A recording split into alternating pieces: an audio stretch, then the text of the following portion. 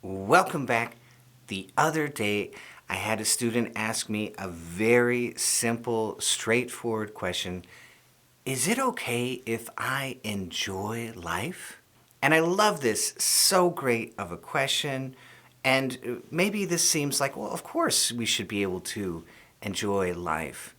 But for the yogi, for the meditator, for the spiritual aspirant, this is a deep question because if I'm attached to something, if I'm craving something, well, then I'm mixed up in the world and I'm stuck. So, how am I going to live in this world and yet not be enmeshed in it, not be a part of it? How can I live here and yet not be a part of the world, not enmeshed inside of it? So where do I put the line? How much can I enjoy? How much is too much? How do I figure that out? And to help explain my answer, I want to tell you my own troubles with grounding. And so this will get into Kundalini, this will get into grounding and how we can answer that question. So let's get into it.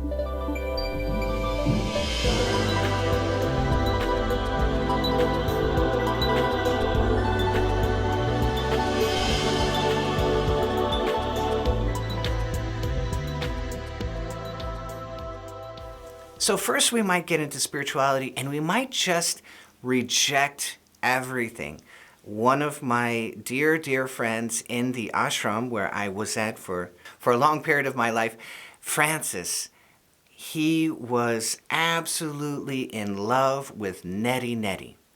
Neti means not this, not that. Not this, not that.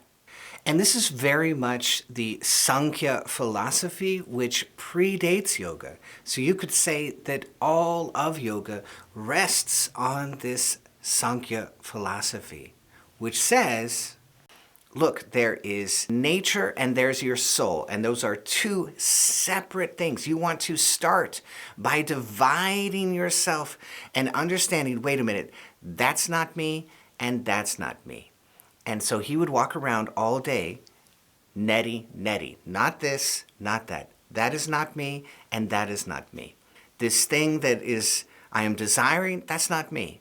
This other thing which I am desiring, that's not me. This thought process, that's not me. This complex, this ego craving, and this desire for this, and this desire for that, all of these complexes, these are not me. I am not these things. I am not my body, I am not the mind, I am the soul. I am the soul behind all of this, and so I say no to everything. Neti, all the time. And he was absolutely in love with that. He used to say it all the time, neti. And that's really a wonderful practice, especially to separate yourself from your own processes that are in your mind. Because so many people really deeply believe or have a hidden belief that they are what they think. Whatever it is that's in my mind, whatever it is that I said, I will die defending it. You're not those things. You don't need to stand on that hill and die on that hill. Those are not your things. You are behind all of that. You are the soul. Besides neti, there's a wonderful way to study all of that, which is to first study Myers-Briggs. Understand that all of the traits which are in the personality are binary traits that you pick when you're a child. Now, you can say that you are influenced by past lives. That's fine. That's great. You're still making those binary choices when you are 1, 2, 3, 4, and 5. Those binary choices encode your personality, and you are not that personality. Not at all. Because those can change. They're a spectrum. From an introvert to an extrovert, it's a spectrum, and in your life, you will shift along that spectrum. You are not that. It is moving. You are this thing which is unmoving. Then you can take it a layer deeper, and you can watch my video on values. What is important to you about life? What is important to you about health? What is important to you about spiritual growth? Ask yourself all these questions and then go through the numbers. Figure out what are the top 3 in every single category of my life. And those are the values which are driving your life. And now you understand yourself that much deeper. And you are not those things. Those are values. They're beautiful. They can be very deep and inspirational. And yet you are deciding, you are choosing them. You are behind all of that. Neti, neti, not this, not that. So it's a wonderful way to begin to study that I am not these thoughts. I am not these choices. I am not even these values, as beautiful and deep as they are. I am behind all of that. I am learning from all of that. But in the beginning, we really tend to reject everything in the world, especially if you're a yogi or a Buddhist. And no, I reject everything. I don't want it. And that was me in the ashram. I was really rejecting all of life. I didn't want to be a part of it. And I went into an ashram, right? I really rejected it. And my whole personality was up in my head. I was very cerebral. I was very thought ideal oriented. I was not a grounded person. And you might look at me today and say, oh my God, Forrest, you're totally grounded. Yes, I had to learn that. It was an absolute requirement. There was no other place to go. Because see, I was up in my head, and then I asked for heavenly energy, like give me the heavenly energy, give me the soul. And I went up into my upper nervous system, and I went up into the brain, and I didn't have the 3 insurance policies that I talk about on this channel. I didn't have that balance. I didn't have that grounding. I didn't have the Navi. I didn't have the Om Japa. And I went into a Kundalini nightmare where I had extreme headaches day after day after day after day after day. And I could barely meditate without getting an extreme headache. And so that was my Kundalini crisis. And eventually I figured out I have to go through my life and nail everything to the floor. Everything is going to be grounded. It is going to be here. It is going to be now. It is going to be, I am going to figure out where the rubber meets the road in everything in my life. And I just grounded everything. And in that process of grounding myself, I started to accept life. Not reject it, but accept it as it is. And you start to see that life is quite beautiful, that there is a hidden mystery inside of life. It is glorious, it is beautiful. To be human is glorious and beautiful and tragic, all wrapped up in one. Shakespeare says, how like an angel. And you start to see that when you really, really accept it. So I started accepting life. I eat the ice cream. I enjoy the ice cream. Do I think that the ice cream is going to be ultimately fulfilling for my entire life? Of course not. That's delusional to think that the ice cream is going to fulfill you for the rest of your life and into your deepest corners of your soul. Is the ice cream going to fulfill that? No. And that's where the delusion lies when you depend on the world. Do I think a relationship is going to give me the ultimate love? No, no human is capable of that. It is impossible. They will always fall short. Enjoy the relationship, be in the relationship, love the relationship, and know I cannot find ultimate soulful fulfillment inside of a relationship. It's impossible. I remember Brother Anandamoy used to say, you're a light, you're a bulb, and you've got a lampshade. And the other person is a bulb, and they've got a lampshade. And the 2 shades are touching, but the light is not touching. It's impossible. You cannot find that ultimate fulfillment inside of a relationship. It's a friendship, it's a joy. You're pulling the miracle of that friendship out. But the ultimate fulfillment will not be there. That's where we get stuck. That's where we get attached. That's where we get into the craving. So I have a job, the job pays me, I have money. I know the money will not fulfill me.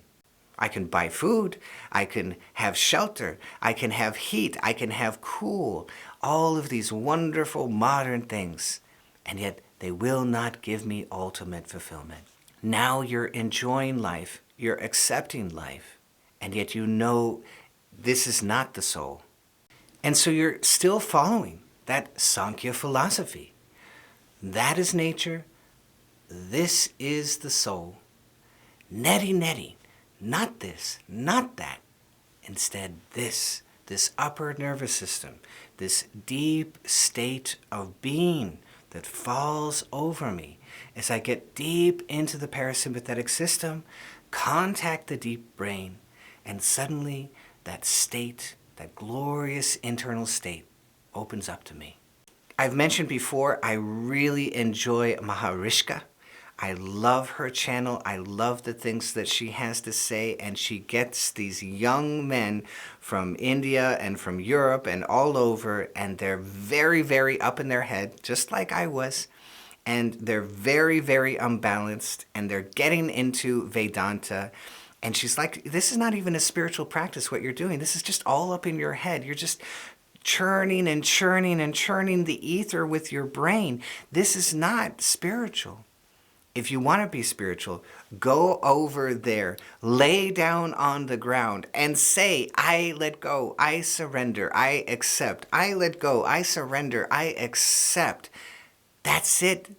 Now you're here. Now you're grounded. Now you're in the moment and you are surrendering. You have an actual practice and you're not just up in your head, right? So they're getting very, very unbalanced, just like I was. And the thing which she is telling them, go ground yourself. Let go, surrender, get yourself out of the way. Accept your life. And in that acceptance, you separate from that life enough that you can live in it, but not be of it. I was doing a satsang on Patreon, and I brought up this very strange view that I find myself in, that I see that life is horrible and tragic, and as a yogi, I want to take myself out of it, and yet I accept it, and I know that it is gorgeous and beautiful. Isn't that strange? Isn't that strange? But it's not that I'm running from it, and it's not that I'm running to it. I accept it. And I'm using and using and using the dorsal vagal, and I'm using and using and using the left amygdala, and I'm using and using and using the right hippocampus. I am retreating into those things. That's where the ultimate fulfillment lies. I know it's not out there. The world has proven to me a million times, no, it's not going to work. And that's really the trick of the divine, isn't it? You're never going to be fulfilled out there. That's the movie. Come home to me. It can be a great movie. It can be beautiful. It can be tragic and glorious and the hero's journey, and yet that's only the outside. The true hero's journey is inside. So when I look into the world, I'm really only looking. The glorious, beautiful parts are the part which remind me of the divine. When somebody does something selfless, when I see true love, when I see a cute baby, when I see a beautiful, expansive sky, all of these things remind me of the divine.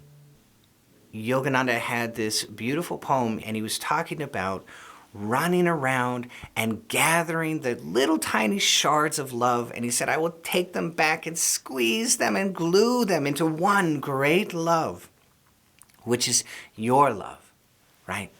So I'm going to hunt and gather the divine wherever I see it and collect it and squeeze it together, and that's the part of life which I appreciate. Those little special moments with your loved ones. Go watch 20 videos of near-death experiences, NDE. Look up 20 of those. They all come back. They all say, this love, this relationship, this joy, this peace, this is what I am about.